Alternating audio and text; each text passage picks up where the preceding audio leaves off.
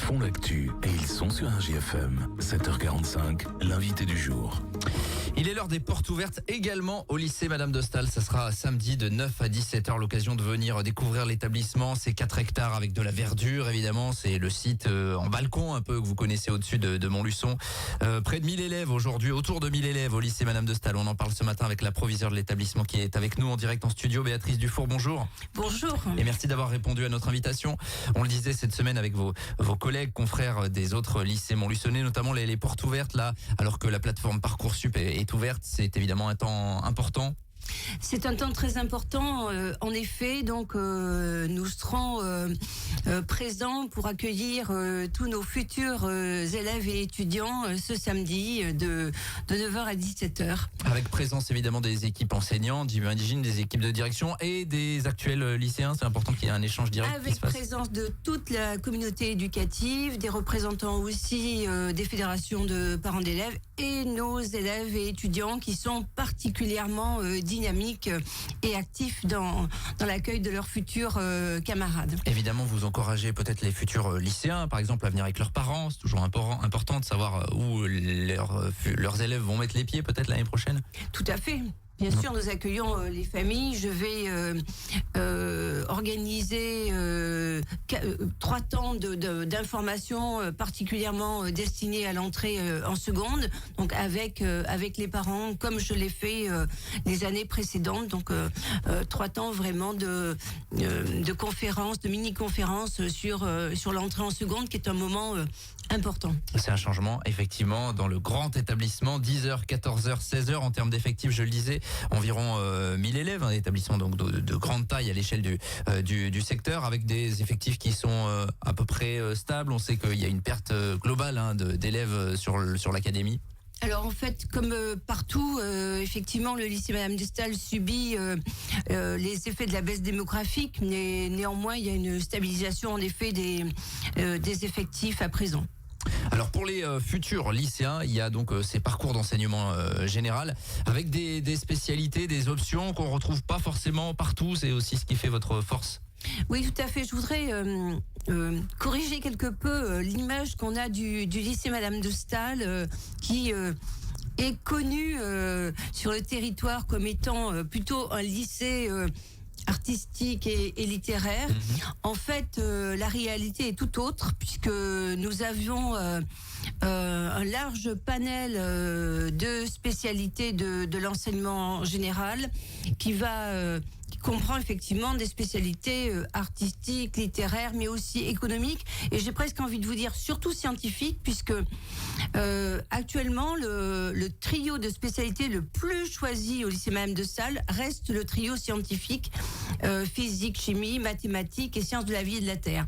Donc ça, c'est une image qu'on n'a pas forcément, mais je crois que ce qu'il faut surtout retenir de cet établissement, c'est qu'il y a une multitude de choix possibles, et on peut très bien combiner selon ses appétences et compétences des spécialités scientifiques avec des options artistiques ou mélanger l'économique, le littéraire, l'artistique. Donc vraiment des parcours complètement individualisé. C'est vrai que dans l'inconscient collectif, on se dit lycée Paul Constant scientifique, lycée Madame de Staël littéraire en fait. Et vous voulez tordre le cou un peu à ces rumeurs Oui, je veux leur tordre le cou, parce que dans la réalité, ça se passe très différemment, et vraiment, nous avons 14 spécialités,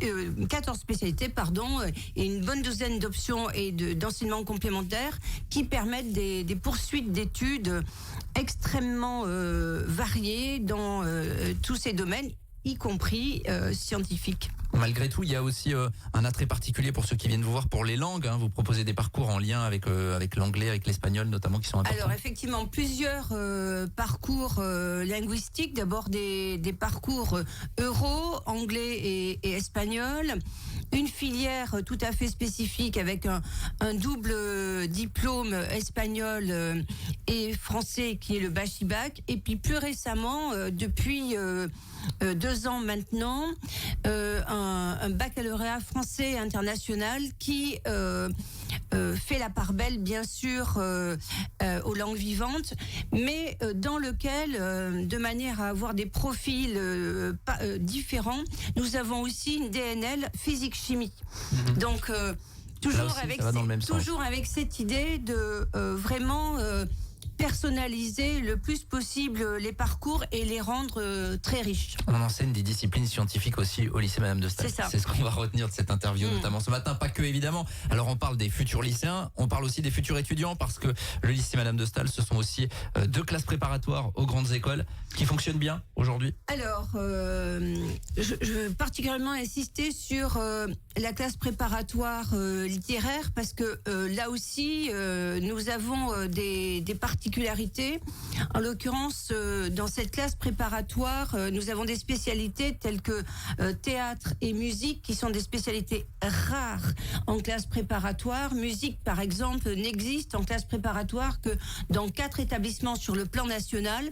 Donc là aussi, c'est vraiment une richesse et une opportunité formidable pour les élèves qui souhaitent intégrer une classe préparatoire, de pouvoir suivre ces enseignements de spécialité.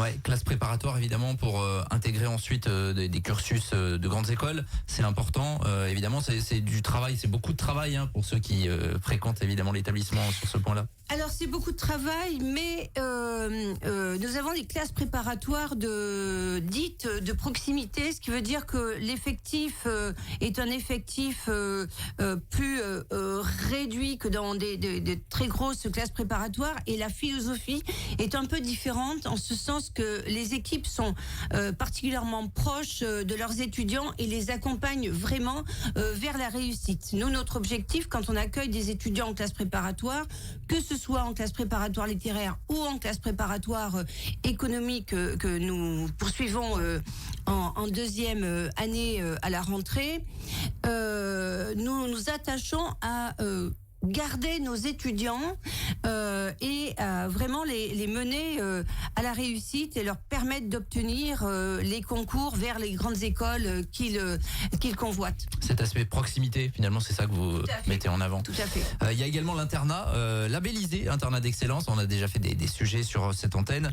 Et alors, peut-être que ça pouvait paraître à une époque un peu désuet, les internats. Aujourd'hui, pas du tout. Vous avez beaucoup de demandes. Alors, il y a un réel engouement pour l'internat, où je crois nos élèves se sentent vraiment bien. J'ajoute que quand même nous accueillons des élèves, mais aussi des étudiants. Donc ça, c'est aussi une force de l'établissement, puisque nos étudiants de première année de classe préparatoire sont accueillis à l'internat. Nous sommes en effet labellisés depuis 2021. Nous avons été un des premiers établissements labellisés pour l'internat, labellisé internat d'excellence, avec comme thème l'ouverture culturelle et l'ouverture au monde. Voilà, ça c'est pour donc les formations. Si vous voulez tout savoir, évidemment, il y a ces portes ouvertes ce samedi 9-17h. Il y a aussi le cadre dans lequel on évolue. On le disait, 4 hectares pour le lycée Madame de Staël, un petit peu un écrin de verdure finalement. Avec quelques difficultés ces derniers temps avec ces fuites de canalisation. Il y a des gros travaux qui vont être engagés par la région. Oui, tout à fait. C'est le lycée Madame de Staël. C'est un lycée qui a été construit en 1960. Donc il y a eu déjà d'énormes travaux entrepris sur les bâtiments, en tout cas sur l'extérieur des bâtiments, donc vraiment une grosse rénovation il y a quelques années. Et puis maintenant, il y a effectivement des choses à faire sur le plan des canalisations d'eau, de l'eau chaude sanitaire. Tout ceci va être entrepris à partir du mois de mars. Donc de gros travaux sont en effet prévus par la région Aura.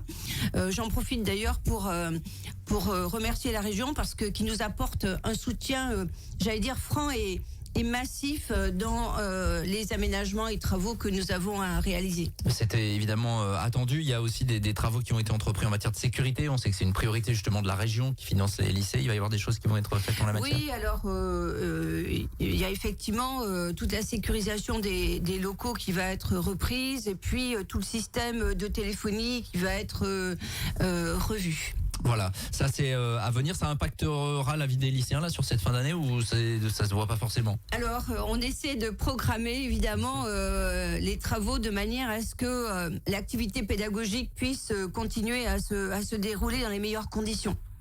On suivra ça bien évidemment. En attendant, si vous voulez tout savoir sur le lycée Madame de Staël, si vous avez des enfants qui vont entrer au lycée, qui envisagent de faire des classes prépa, je crois que c'est le 13 mars la date limite pour les vœux sur Parcoursup, ça arrive rapidement.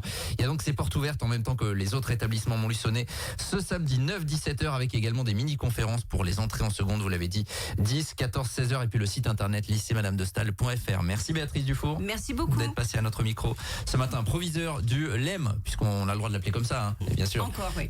Pour les Montluçonnais, c'est évidemment quelque chose d'important. Il est 7h56, nous on va revenir avec l'info locale dans quelques minutes. À tout de suite.